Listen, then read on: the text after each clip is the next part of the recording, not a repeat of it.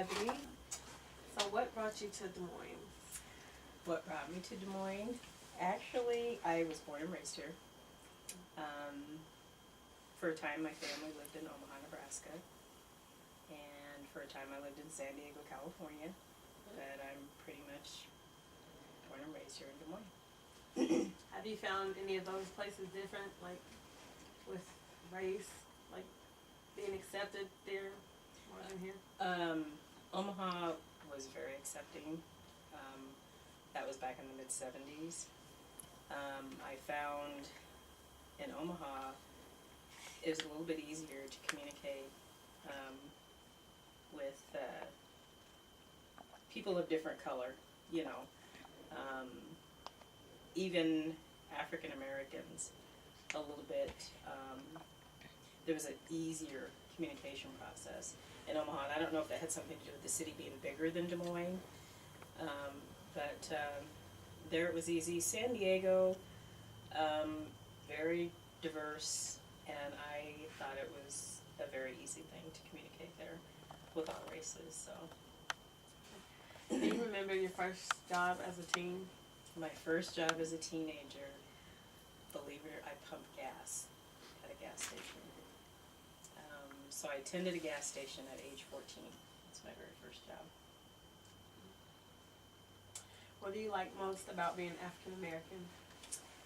Being African American, I think opportunities, a rich culture, a rich tradition, family-oriented race. We stick together.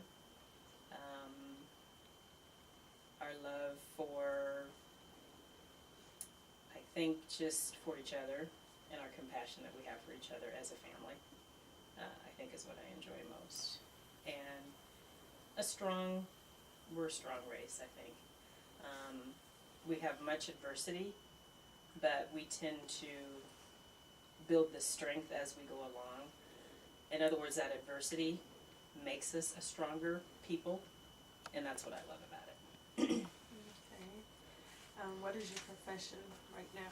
My profession right now is an outreach specialist with Girl Scouts of Greater Iowa.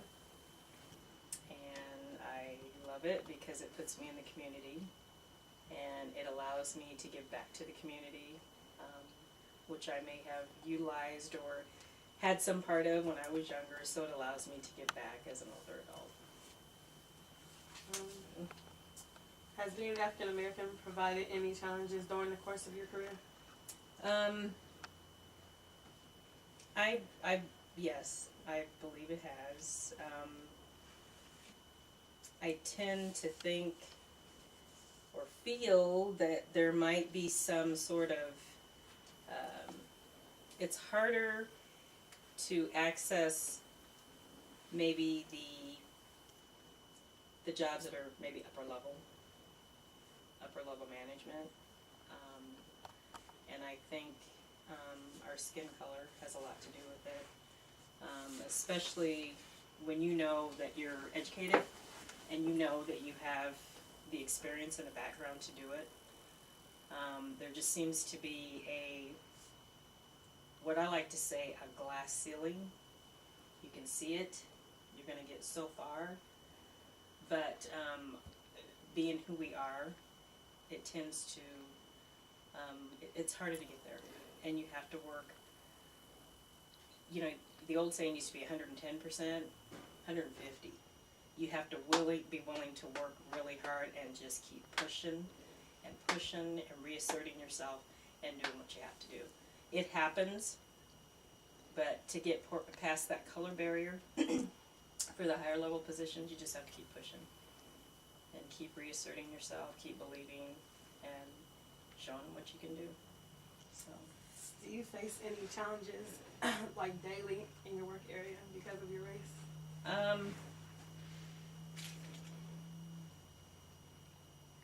Not per se inside the work area, but sometimes in the community, I do a lot of recruiting for Girl Scouts, and sometimes I'm gonna say I feel, even though that's probably not a safe thing to say, but sometimes when I have that contact with the community,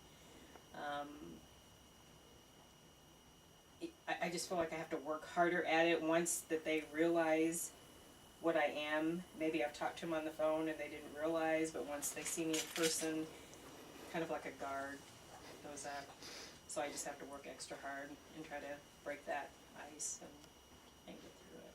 So How long have you been employed with Girl Scouts? I've been here since November 2007.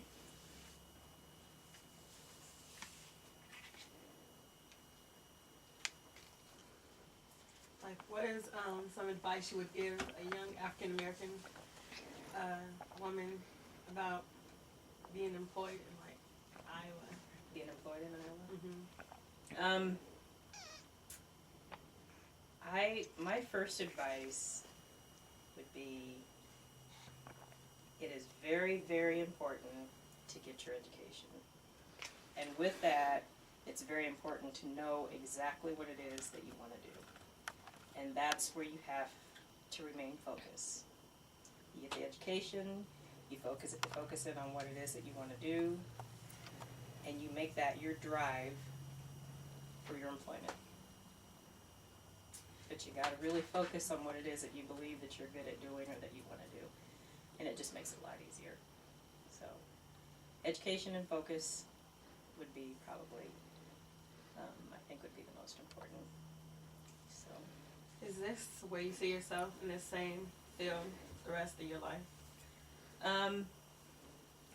In a sense, I love working with the community, and I love working with people in the community, and I love working with children and teenagers. And the reason why I say, maybe sound like it's questionable, it's because my main focus or my main belief is, or something that I always wanted to do, was be a teacher. I always wanted to help children learn. And so I keep saying that someday I will return to school to get the teaching degree. And someday I will teach at high school level.